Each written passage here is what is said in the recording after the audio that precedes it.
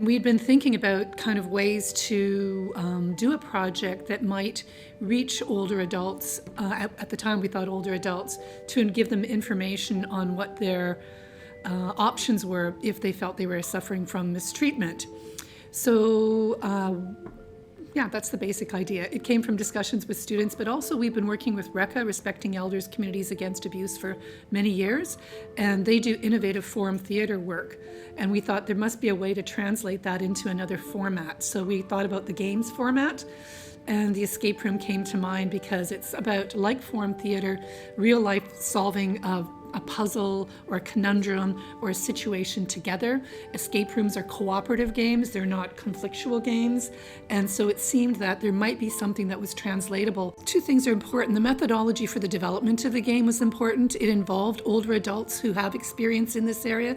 It also involved someone from CREGÉS, which is the Social and Cultural Gerontology network here.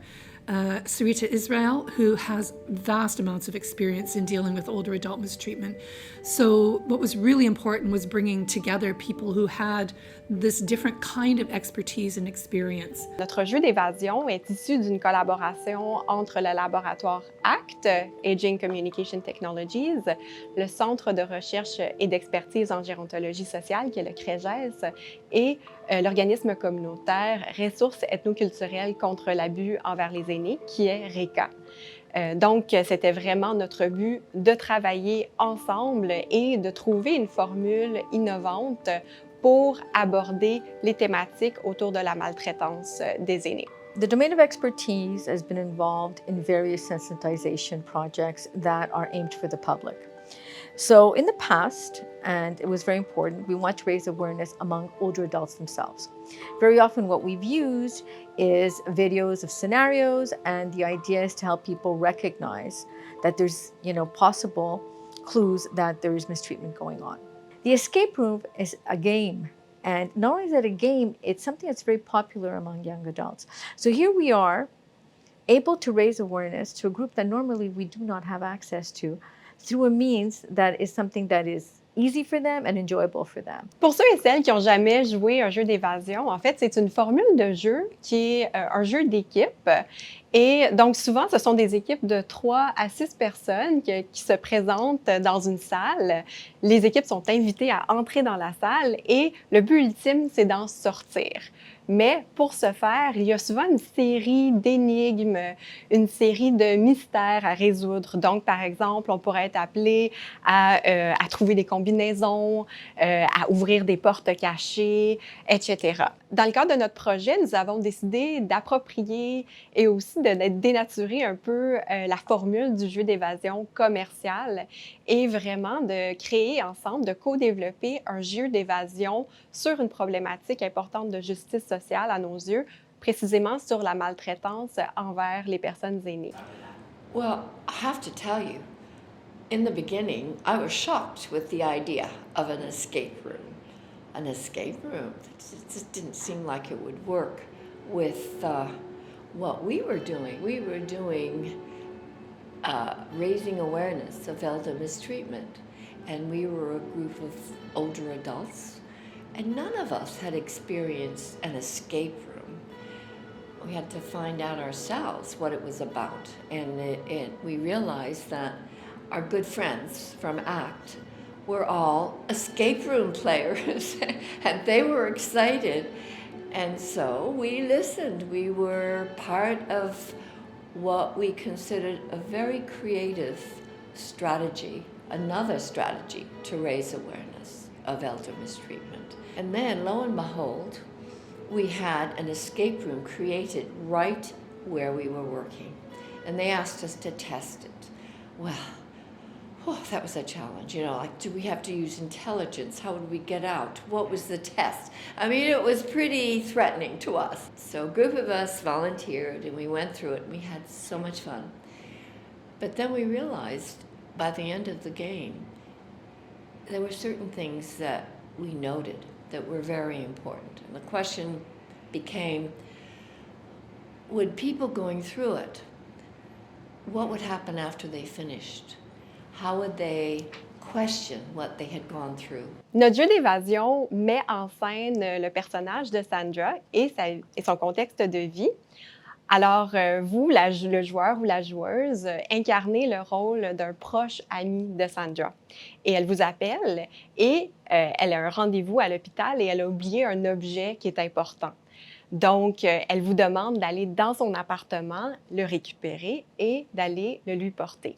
Mais là, vous constatez en entrant dans son appartement que vous allez devoir travailler fort pour récupérer l'objet. Au fur et à mesure que vous découvrez les objets dans son appartement, que vous fouillez un peu, vous devez solutionner des énigmes et vous constatez que Sandra est dans une situation où elle vit de la maltraitance au sein de sa famille.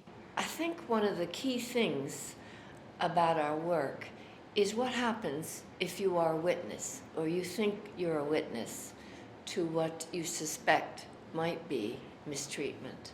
And I think that was explained or described or played very well because it was a friend who was asked to get something.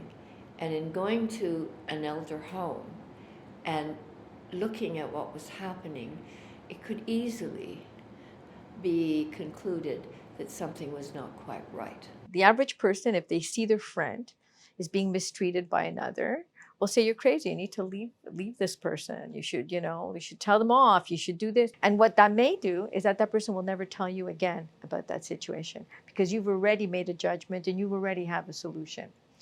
So the awareness is that if you really want to help people, the first thing is maybe that you're going to want to listen and not to pass judgment. Because if you do, the situation will remain and the person will be without help. And sometimes when you sensitize people, they realize that in their own life, they maybe have not been that supportive to people that were in mistreatment situation, and that can bring up some guilt. So my input was to really plan the debrief when people said, "Oh my God, I didn't realize. I think my grandmother must have been mistreated." Saying, "Okay, don't jump to conclusions. It could have been, it could have not been." And to work on issues of not feeling guilty, but becoming proactive. You can always go back and ask some questions. And the idea is there are resources that have expertise in dealing with those problems in the right way.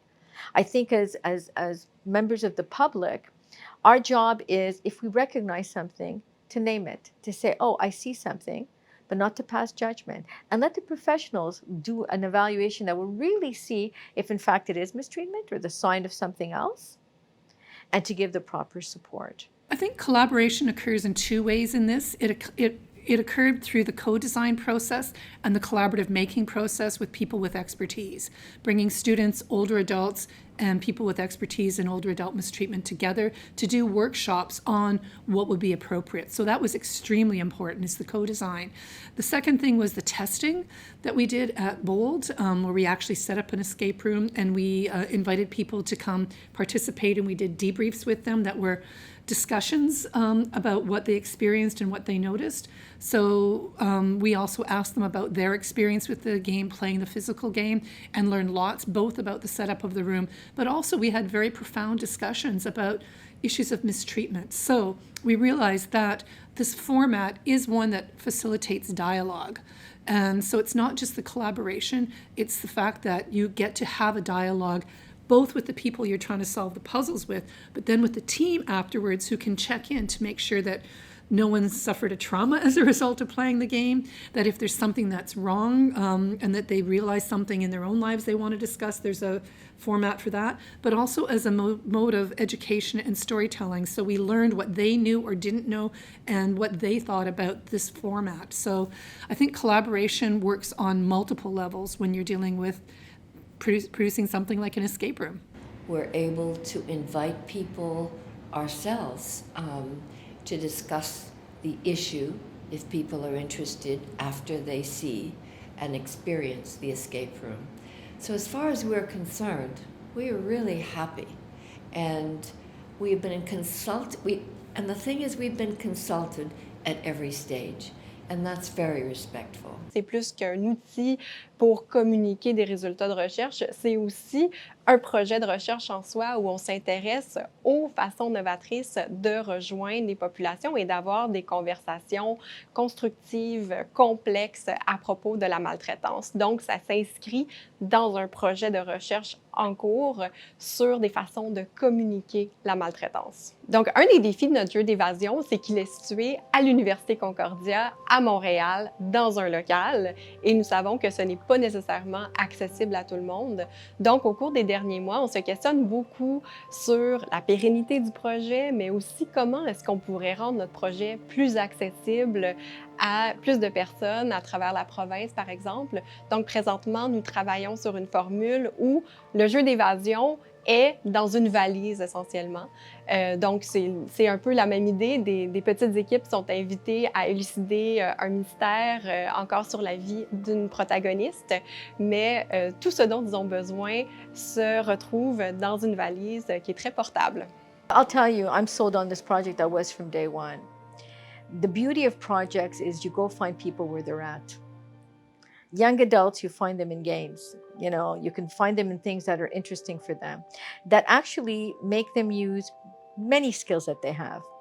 You know, problem-solving skills, you know, collaborative skills, and also their capacity. Let them recognize they have a capacity to recognize things and they have the capacity to be, you know, actors of change.